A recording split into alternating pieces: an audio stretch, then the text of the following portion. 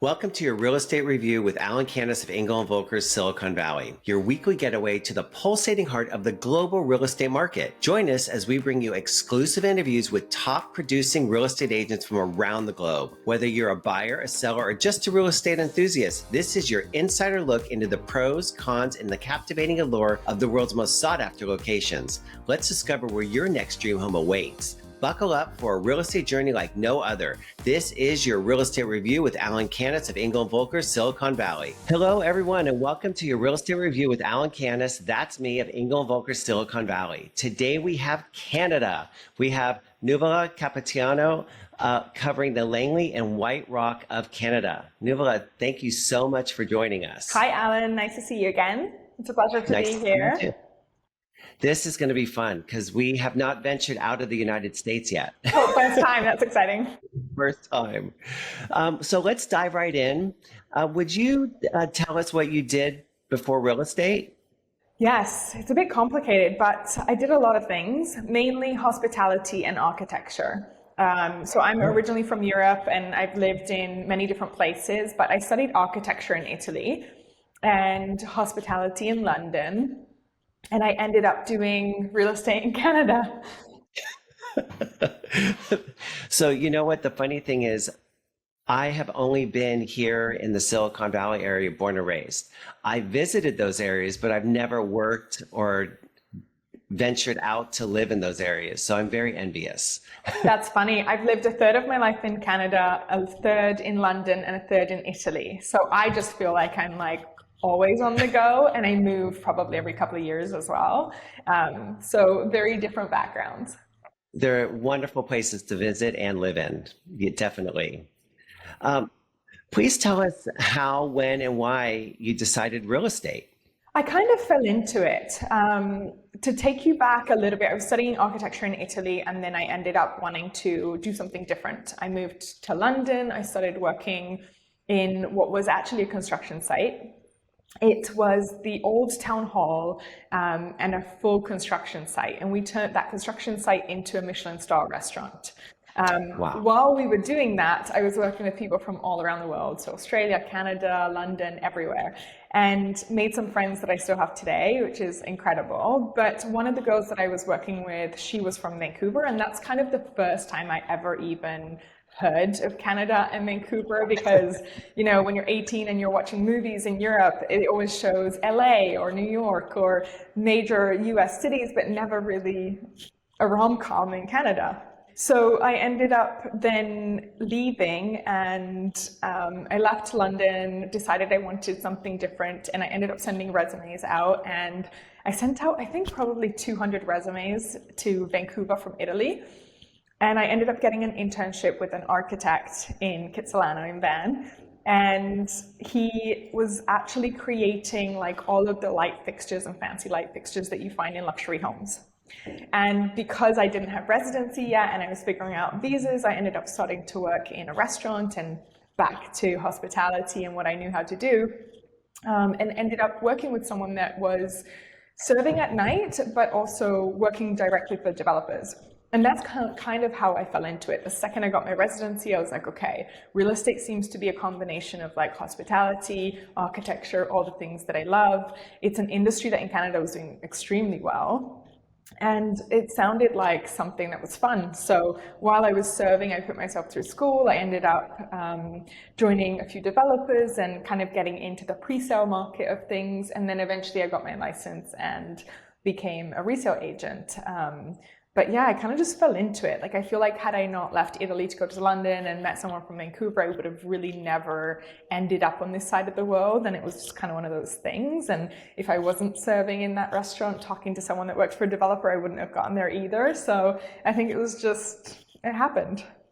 All these links of connections. Would you start by telling us a little bit about your background and your specific experience with clients relocating to Langley and White Rock? Yeah, so I started working for developers originally. I worked for developers for 3 years, and then I ended up getting my license. And what I realized was at the time, there were a lot of people that were coming from different cities and newcomers. And for me, it was I was a newcomer because I moved from London. So it really hit home. Once I started getting into resale, I started working with people that were moving either from Vancouver out to the valley, which is where we are. We're about 45 minutes out, and or newcomers. And they usually would be coming from all around the world. It's Australia, it's India, it's Europe, it's the US. It could be from literally from anywhere. But currently we have a foreign buyer ban. So unless you have residency here, you cannot purchase. So right now, anyone that is relocating is usually coming from the same province or Canada-wide, realistically. The uniqueness about Canada and the friendliness really is a big draw. I know, at least from my clients that have relocated and friends. That's funny. I find Canadians to be very, very polite, but I find Americans to be friendlier. Oh, okay. Canadians are very polite. They'll let you go. They'll say please and thank you. But I don't know. Coming from Europe, I don't find it to be the easiest place to make friends. I think that Vancouver, a lot of people that I've met in these areas, they're always on the go. It's like they're here for a little bit, but they don't plan on staying here, and then they end up relocating somewhere else. It's almost like Vancouver is like a stepping stone to get somewhere else, which I found quite interesting. But yeah, we're right on the border of the US, so. Yeah, I can see that. I had friends that moved to Canada about 10 years ago, and they said with driving, we're so used to being aggressive, and it's so not that way. Yeah, for sure. And coming from Italy, where we drive like Italians, it's definitely, calm and collected, and people know where they're going, and everyone is like, yeah. Yeah, definitely. What are some of the unique features or attractions that Langley and White Rock offer that makes it an appealing destination to relocate? I think the quality of life obviously is incredible. Depending on where you're coming from, it really is. We have seasons, which is nice if you're used to one weather. Mild winters compared to the rest of Canada, so it's definitely a nice place to be. But I think it's just location as well. We have the mountains, we have the sea, we have, for me to go from my place to Seattle, it takes me 2 hours. So I'm literally close to the border. I can be in the US if I wanted to. In 2.5 hours, you can be in Whistler, which is a ski resort. You're 45 minutes away from downtown Vancouver. So I think lifestyle and the quality of life, the weather, I think the activities, it's a little bit of everything.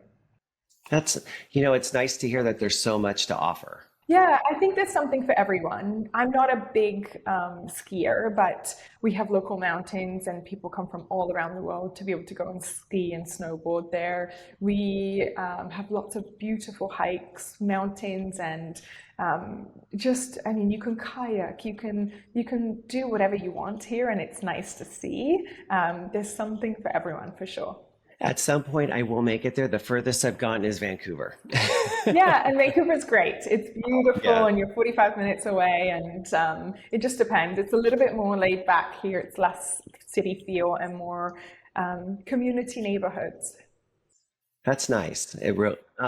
How would you describe the current real estate market in Langley and White Rock, and what trends should potential relocators be aware of? Always working with someone that specializes in the area is a must, mainly because I'm in it every day, right? So for me, it's like if something shifts, if the market shifts, I notice it right away. If activity picks up or if it slows down, I can notice that right away. Also understanding like good buildings to buy in or good neighborhoods. I think it's really interesting because everyone loves to move in the spring. The spring market here is our strongest always, regardless of interest rates or regardless of a number of factors, but it's the busiest market that we usually have. I like to say if you're buying and selling in the same market, it doesn't necessarily make a difference, but right now I think there's lots of opportunities for buyers that have been waiting on the sidelines, but it's definitely picking up as well. So here in Silicon Valley, San Francisco Bay Area, we are seeing multiple offers and anywhere from 3 to 15 offers, depending on if a house is priced right. Are you seeing that there as well? On good properties, yes. I was in multiple offers on Wednesday night with my buyers. So on good properties that are priced right, absolutely. We are seeing also a lot of product that's kind of sitting on the market, but it depends pricing and how it looks as well. If you're overpriced because you're looking for 2022 prices, it's obviously not going to happen. But if you're priced right and you show well, then yeah, we're definitely seeing some multiple offers, and I think it will get worse getting into spring because that's usually our busier market. What are some of the common challenges or pitfalls that people face when relocating to Langley and White Rock, and how do you help them navigate these? I think one of the biggest things is even Langley itself has lots of different neighborhoods, and the lifestyle, the pricing, the quality of life changes based on what you're looking for. So I find people moving not necessarily knowing the different neighborhoods and if it fits their lifestyle needs is kind of the biggest thing. Working with someone that understands the different neighborhoods and how that works is one thing. I have created a Langley guide as well for some of the neighborhoods that kind of cater to whether you're a first-time home buyer, an investor, whether you're a family, if you're looking for acreage or equestrian properties versus if you're just looking for something that cash flows, or a bit more of a laid-back community as well. So I think just understanding that there are different pockets within Langley and ending up in the right place is probably the best thing. It sounds like there's something for everybody, which is nice. There is, and definitely for price point too. If you're an investor, you could probably look in Langley City because it's mainly a numbers game, right? You just want to make sure that you're buying a product that you can rent out. If you're looking for a property that's close to the equestrian center or that you can ride your horse in front of, then obviously you're looking at Campbell Valley and High Point. Willoughby is very congested and very dense, but it's also up and coming. It has lots of restaurants and it's walkable and it's easy for maybe first-time home buyers or young families that want that sense of community. And then you have Fort Langley. It's a heritage little town and it's filled with downsizes and it's kind of like its own community in its own community. So you have lots of different options and they're completely different based on what you want and where you're coming from. And I think that's what I love the most about it. I like that it has, and we've talked about local communities. What kind of amenities can a newcomer expect? I mean, we have everything. We have shopping malls, we have golf courses, we have equestrian centers, tennis clubs. I mean, everything that you need is pretty much here. Fort Langley has a rowing club if you're into rowing. There's a boardwalk and a pier in White Rock if you love to like go for a walk with your dog along the beach. Lots of dog parks, hikes and sports and everything that you need is right here. Love it. And we've talked a little bit about climate in Langley and White Rock. How would you say the business climate is and the economic climate? I think Langley's growing very quickly. The SkyTrain is coming into Langley right now, so they're doing the construction about that. But I think obviously that helps with density, with job growth. It helps with commute to work, right? It's definitely becoming more and more popular. A lot of people moving out from Vancouver that needed home offices or ran out of space or wanted a yard for their dog. It's a great place to kind of run your own business and to be in the middle of like the hustle and bustle without actually being in the city and or with city prices. So here we have the economic surroundings are continuously growing. We just don't have the inventory of homes, unfortunately. Do you see that as in your area as well? We do see that. We see that often. I mean, there's always a problem with supply and demand here, but Langley specifically is growing. They are trying to get more density into it because they're bringing transit out. So we're right in the middle of the growth right now. But yeah, with that comes a little bit of I don't want to say issues, but obviously traffic and construction and just adapting to all of these new buildings going up. Adapting to the change. Absolutely. Of what's going on. And from your perspective, what are the top benefits for someone considering to move to Langley and White Rock? I'm going to say something that I think is controversial because everyone's going to be like, dun, dun, dun, dun. I know Vancouver is very expensive, and Vancouver and the surrounding areas, right? We are probably the most expensive city in Canada. So I get it. It's very expensive. It's hard to get into the market. But coming from places like Europe, where, for example, London hasn't even appreciated in 10 years, I find that capital appreciation here and equity building and climbing that property ladder is so much easier here. And I know I'm going to get shot down on the internet for this, but it's true in the sense that most of my clients, they don't start off by buying their perfect home or their dream home, but we do climb that property ladder relatively quickly. And I don't think that there are many cities around the world that you can do that like you can here. So I think it's a really smart place to invest, especially because you wouldn't have capital gains if it's your principal residence. To be able to start off by buying an apartment if that's all you can afford, and then every couple of years you grow and you build and you go from that apartment to a townhouse to a house, and then take out equity and buy your investment property. I don't know how many cities around the world allow you to do that. And I know that that's not what everyone thinks, but I've seen it time and time again. I have worked with clients for, I would say 6 or 7 years. And most of those clients that trust me and that know what they're doing, we've moved 3 times in 6 years, and they have grown that property ladder. And I don't know where else we could do that. Well, and here in the United States, you can in certain areas, depending on the area, but it's really 6 to 10 years you hold on to that property. And I've yet to see a young person that's in their 20s buy a condo and then in their 30s assist them to get out of that to a single family house and keep the condo because of all the equity and rent it out, say, I'm sorry that I invested in real estate.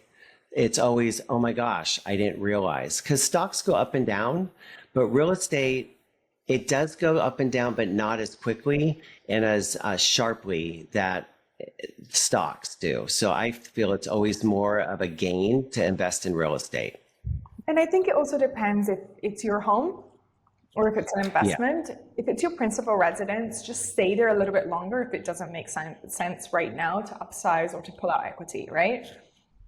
It will usually always pay off. It's just if it's not paying off right now, you just have to wait a little bit longer, and it's a long game. But I love our market for that because I don't know how many other places in the world you could actually do that and then also be in one of the most livable cities and provinces in the world, right? It's kind of great. It is, especially if you can afford it. That's a different conversation. But that's a whole different podcast. Yeah, but I do think it's a matter of just starting with what you can and kind of building from there. So none of us are in our dream homes, but if you can move every couple of years and gain, equity and capital appreciation and also live a great lifestyle, I don't think we can complain about that. Exactly. I totally agree. In what ways do you as a real estate agent provide value to someone relocating from another region or state? And how do you differentiate yourself from other realtors? I think as common and as simple as this might sound, I've done the move that these people are doing. I have moved here from London. I went from London to Langley to Vancouver, back to Langley. I've lived in many different places. And I think understanding what it's like to pack up your stuff and put it in a suitcase and move to the other side of the world, that in itself kind of gives me a different understanding of maybe what other agents can offer. I've also lived in different neighborhoods and I've moved. I've rented, I've sold, I've purchased. I've purchased investment properties internationally as well. And it's interesting because I don't know many people that ask their agent if they've ever purchased a home before. And the amount of people that sell real estate but that have never sold or purchased their own property, I feel like that would be the very first question that I would ask. So for me, I've been through it. I know how hard it is to sell. I know how hard it is to buy. I know the stress that comes with that, even if you're not a stressed person. Understanding what it's like to buy properties internationally as well, because I've gone through that too. And making sure that you are able to lean on the right people, from mortgage brokers to lawyers to movers, right? All of these people that you forget you need. Great painters. Like, I have everyone on speed dial. And for the most part, they all do me massive favors when I need them in a pinch. So I feel like I have all of the numbers that my clients need, and I actually have been through the process. I understand it. I know the stresses, and I try and take that away from them so that I kind of take it on myself. That's wonderful. And you hit the nail on the head with one of the things that you said. How do you work with somebody that hasn't gone through the same process that you're about to go through? That's one of the biggest processes of your life. And I'm very rarely am I asked, but I do tell clients we bought and sold different homes and et cetera, et cetera. And our experiences is what got me to where I'm at now and how I work with clients. And I think it's a key indicator that you know really how to get through the process. I think it It's like also, buying a car from somebody that doesn't drive. right? But wouldn't that be the first question that you ask? So it's funny, we have a lot Yes. of agents that don't own their home and they're currently renting, and I don't think clients even think that or to ask. So I've been through it. I know what that feels like. I know what it feels like with pets, right? I know what it feels like with moving with a husband. And I always say, like, I love you, but moving is one of the most stressful parts of doing anything. And I'm like, it really tests marriages. And I think it's just different. I have a good understanding of what that feels like. I've lived in condos, I've lived in houses, I've lived in hotels, I've lived in townhouses, I've lived in tiny little shoe boxes. Like, I get it. When I first moved, we engaged friends to help us move. Then when we moved again, we engaged a movers. Then when we moved again, we had the movers start packing for it. I mean, we've gotten into this where we move now. We want it to be as simple and stress-free as possible. So Yeah, it takes a I lot of completely work. get it. And there's a lot of things that you just don't think about, right? It's not even just the moving. What about the cleaning the property after you've moved out and need to move into your new place? I like to set up cleaners for my clients as well so that they don't have to worry about that, so that the new buyers are happy, but also it takes the stress away from the sellers too. Moving with pets is difficult as well, right? So, or babies. I have clients that listed their property with a toddler and newborn twins. And it's just one of those things where I was like, okay, you don't leave for photos. We shuffle the babies around. And it's just easier. It's trying to make their life easier because I've gone through that process and I understand it. But also like the lifestyle, making sure that you end up in the right neighborhoods, and having lived in different neighborhoods, I think makes a big difference because then I know what clients are looking for. It amazes me how many people move out of their home and do not clean it. I don't understand that. I think a lot of people do that, or the biggest thing I find is just everyone's level of clean is different. And that's something that I'm not willing to kind of find out what your level of clean is. So I always say, let's professionally have it clean so that we don't. I'm right there with you. Yeah. What is one piece of advice that you would give to someone who is thinking about relocating to Langley and White Rock? I would say explore the neighborhoods properly and do a little bit of research. If you're not 100% sure where you want to end up, I would say maybe rent for a little bit and see how you feel in those areas. I think a lot of people do a lot of research online first. I have created like a video guide for Langley where it kind of breaks down the neighborhoods based on who you are and why you might love it.